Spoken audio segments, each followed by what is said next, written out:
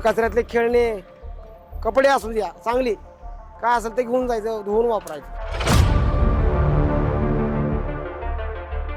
कारण आम्हाला ज्या पद्धतीनं लोक समजतात, आम्ही जे काम करतो त्यांना वाटतं असं की आम्ही एकदम लहान खालच्या दर्जाचं काम करतो आणि आम्ही खालच्या दर्जाचेच माणसं आहोत, असं त्यांनी जाणवून देतात आम्हाला. हो, नाही सांगत ते माझ्या एवढं घाण काम करते म्हणून. आणि जर आम्ही घरी गेलो तर घरी जेवताना मी आता अंगाचा वास येतो. आता एकदम वास आल्यावरती जेवण वगैरे जात नाही, काही नाही.